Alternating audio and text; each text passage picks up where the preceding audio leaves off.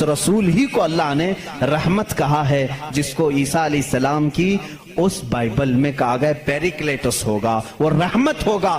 عیسائی آج بھی لوگوں کو گمراہ کر رہے ہیں، ان کے بڑے، کیونکہ اگر وہ کہہ دیں گے کہ پیریکلیٹس رحمت والا وہ مدینے والا ہے تو ان کا دھندا بند ہو جائے گا، یہاں کون آئے گا پاؤں چومنے، سب کے سب پھر مدینے کا رخ کریں گے، اسی لیے چھپاتے ہیں، لیکن ہم بتاتے رہیں گے انشاءاللہ۔ عزیزان گرامی، عیسیٰ علیہ السلام کی پاکی بیان کرنے کی بات آئی، انہوں نے کیا نشانی بتائی؟ وہ رسول آئے گا، میری پاکی بولے گا، مجھ پر الزام لگائیں گے اور میری ماں کو گالیاں دیں گے تو وہ اسے طاہرہ کہے گا۔ آؤ میں آپ کو حضور صلی اللہ تعالیٰ علیہ وسلم کے زمانے تک پوری ہسٹری بتا دوں، 550 سال کی۔ عیسیٰ علیہ السلام کے ساتھ ہوا کیا؟ جب آپ 33 سال کی عمر کے تھے، یہودی دشمنی پر آ گئے اور ایسی دشمنی کیے کہ آپ کو قتل کرنے کا منصوبہ بنا کر آپ کے گھر کے ارد گرد آ گئے، یروشلم میں، جہاں یہ آج جا کر کے اس کو اپنی کیپٹل سٹی بنا رہے ہیں۔ عیسیٰ علیہ السلام کو وہاں پر انہوں نے گھیر لیا۔ رات کے وقت عیسیٰ علیہ السلام اکیلے تھے اپنے گھر میں، اپنے شاگردوں کو جو جو تعلیم دینی تھی سب دے کر کے بھیج دیا، اور حضرت عیسیٰ علیہ السلام نے کہہ بھی دیا تھا اب میں تم سے ملاقات نہیں کروں گا، کیونکہ انہیں بھی پتا تھا کہ اب کیا ہونے والا ہے۔ رات کے وقت یہودی گھر کے اطراف جمع ہیں، اس کے بعد ایک یہودی کو انہوں نے بھیجا کہ جا اندر دیکھ کر کیا عیسیٰ ہے کہ نہیں ہے۔ وہ اندر گیا، میرے رب کی حکمت دیکھیں، اللہ تعالیٰ نے عیسیٰ علیہ السلام کو اسی وقت آسمانوں پر اٹھا لیا، اور جو اندر آیا تھا اس کو عیسیٰ علیہ السلام کی شکل دی تھی۔ جو ڈھونڈنے آیا تھا عیسیٰ علیہ السلام کی آدھی شکل، چہرے سے لے کر یا پیٹ تک کی شکل اس کو اللہ نے دے دی۔ اب بہت دیر تک وہ باہر نہیں آیا تو باہر جو قتل کے منصوبے سے کھڑے تھے انہوں نے کہا اس کا کیا انتظار کریں، حملہ کرو، حملہ کرو، دھاوا بول دو۔ گھر پر سب گھس گئے، اندر آئے تو جوش میں ہوتے، جیسے آتنکی جوش میں ہوتے ہیں، انہیں پتہ ہی نہیں رہتا کس کو مار رہے ہیں کس کو جلا رہے ہیں۔ یہ اندر آئے، دیکھا پلنگ پر عیسیٰ کی شکل ہے علیہ السلام، اس کو پکڑا اور قید کر کے لائے، اسے مارا اور لا کر کے سولی پر چڑھا دیا، اس کو پھانسی دے دی۔ کس کو پھانسی دی ہے؟ اب سب کو معلوم ہونا چاہیے، یہ عیسائیوں کو بھی معلوم نہیں تھا، یہودیوں کو بھی معلوم نہیں تھا کس کو پھانسی دی، کیونکہ یہ بتانے کے لیے اب کوئی نبی ہی تو آنا چاہیے ہوا کیا تھا، اندر گھر میں ہوا کیا تھا کون بتائے گا۔ یہودی جلدی سے پکڑ کر لا کر پھانسی تو دے دیے، لیکن بعد میں ان کو خود کو ٹینشن ہونے لگا کہ ہم نے عیسیٰ کو پھانسی دی تو ہمارا آدمی کہاں گیا، جس کو چیکنگ کے لیے بھیجا تھا وہ غائب ہی ہو گیا، وہ کہاں گیا؟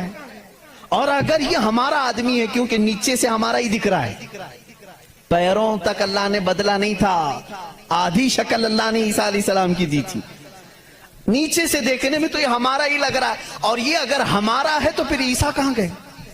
اسی ٹینشن میں معلوم ہے 500 سال گزر گئے، اس ٹینشن میں 500 سال گزر۔ اب بیچارے عیسائیوں کو یہ بھی نہیں معلوم تھا، عیسائیوں کو کون بتائے گا، کیونکہ عیسیٰ علیہ السلام کے بعد سے لے کر ہمارے نبی تک بیچ میں کوئی نبی نہیں آئے، کوئی نبی نہیں آئے۔ عیسیٰ علیہ السلام کو آسمانوں پر جب اٹھا لیا گیا تب سے تاریخ شروع ہوئی، جو آج ہم تاریخ میں بیٹھے ہوئے ہیں 2021 میں، یہ 2021 سے پہلے کا واقعہ ہے۔ اب تاریخ وہاں سے شروع ہوئی، ٹھیک 570 سال گزر چکے تھے، عیسیٰ علیہ السلام کو آسمانوں پر اٹھا لیا گیا، جھگڑے چلتے رہے عیسائیوں کے اور یہودیوں کے، یہ ان کو قتل کرتے تھے وہ ان کو قتل کرتے تھے، کئی بار بیت المقدس کو لوٹا گیا، کبھی عیسائی وہاں پر قابض ہوتے تھے کبھی یہودی قابض ہوتے تھے، کیونکہ عیسائیوں کے لیے بھی مقدس تھا یہودیوں کے لیے بھی مقدس تھا، لڑائیاں چلتی رہتی تھی۔ وہ عیسیٰ علیہ السلام کو گالیاں دیتے تھے اور ان کو کہتے تھے کہ وہ فلاں سے پیدا ہوا فلاں سے پیدا ہوا، بی بی مریم کو زنا کی تہمت لگاتے تھے۔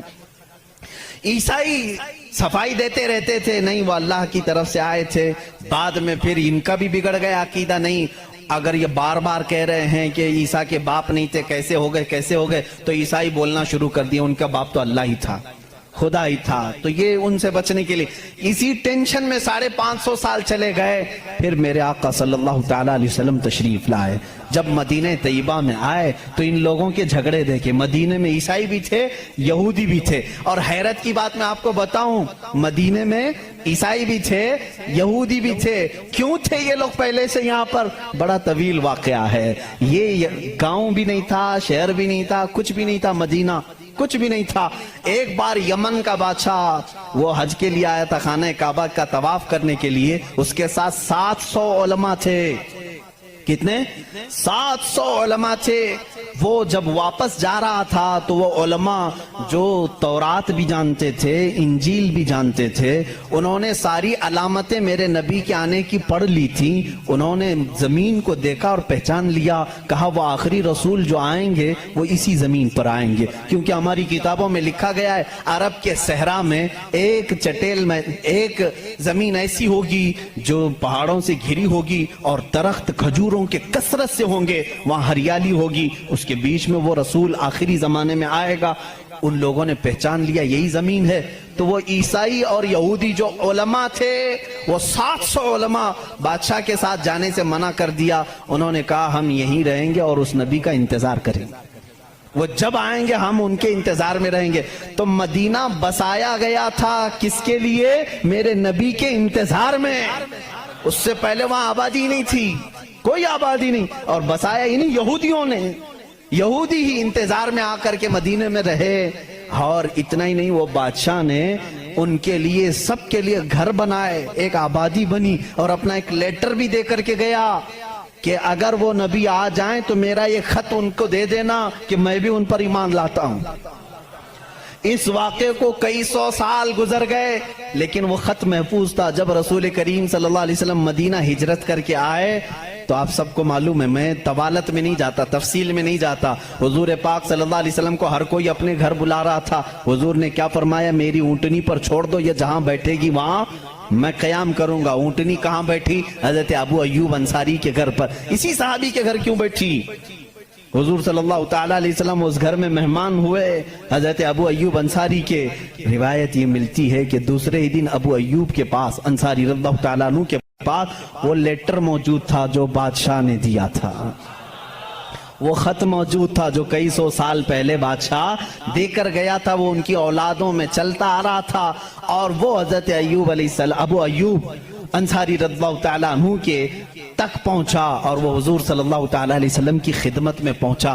میرے عزیزو، ان عیسائیوں نے اور یہودیوں نے مدینہ بھی بسایا میرے نبی کے انتظار میں، لیکن جب وہ رسول حقیقت میں آ گئے تو انہوں نے کیا کیا؟ ایمان لانے سے انکار کر دیا. نہیں مانے، کیونکہ اس وقت دھندا زوروں پر تھا. لوگوں کو جو بیوقوف بنانے کا دھندا ہے وہ بابا گیری میں بہت زیادہ تھے. عیسائی بھی اور یہودی بھی لوگوں کو پاگل بنانا، ان سے پیسے ایٹھنا، یہ کاموں میں مصروف تھے. اگر وہ نبی کی طرف لوگوں کو کہہ دیں یہی آخری رسول ہے، یہاں کیسے چلے گا پھر کام؟ اس لیے وہ انکار کر گئے. اب میں آپ کو بتاتا ہوں عیسیٰ علیہ السلام نے جو کہا تھا حواریین سے، وہ رسول آئے گا، میری پاکی بولے گا اور بی بی مریم کو طاہرہ کہے گا جب لوگ ان پر الزامات لگا رہے ہوں گے. میرے آقا صلی اللہ تعالیٰ علیہ وسلم جب مدینے تشریف لائے تو دیکھا یہودی اور عیسائی آپس میں لڑتے ہیں. یہ ان کو تانا مارتے ہیں، وہ ان کو تانا مارتے ہیں. کسی کو حقیقت کا علم ہی نہیں تھا. آخر ان کو سولی دی گئی یا قتل کیا گیا، کیا ہوا کسی کو نہیں معلوم تھا. پہلی مرتبہ میرے آقا صلی اللہ علیہ وسلم پر قرآن کی آیت آئی. اللہ رب العزت نے فرمایا بل رفعہ اللہ الیہ. یہ لوگ آپس میں جھگڑتے ہیں. ان کو یہودی کہتے ہیں ہم نے سولی پر چڑھا دیا، پھانسی دے دی. عیسائی کہتے ہیں نہیں، وہ غائب ہو گئے ہیں، آئیں گے. اے نبی آپ فرما دیں، نہ عیسائی صحیح کہہ رہے ہیں نہ یہودی صحیح کہہ رہے ہیں، بلکہ اللہ نے عیسیٰ کو آسمانوں پر اٹھایا ہے. میرے آقا صلی اللہ علیہ وسلم نے سب سے پہلی مرتبہ یہ بیان کیا اور پھر یہودیوں سے کہا اے یہودیوں، تم ہرگز بی بی مریم کی طرف انگلی نہ اٹھانا، اس لیے کہ وہ بتول ہیں، وہ عذرا ہیں، انہیں کسی بشر نے چھوا تک نہیں. عیسیٰ علیہ السلام جو پیدا ہوئے وہ اللہ کی نشانی ہے. اب مجھے بتاؤ، عیسائیوں کے اوپر 500 سال سے یہ غلاظت ڈال رہے تھے. کون؟ یہودی.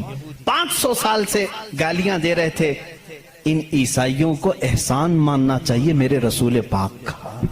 میرے رسول کریم صلی اللہ تعالیٰ علیہ وسلم نے سیدنا عیسیٰ علیہ السلام کی طہارت بیان کی کہ وہ اللہ کے بیٹے نہیں ہیں، وہ پاکیزہ ہیں، وہ اللہ کی مخلوق ہیں.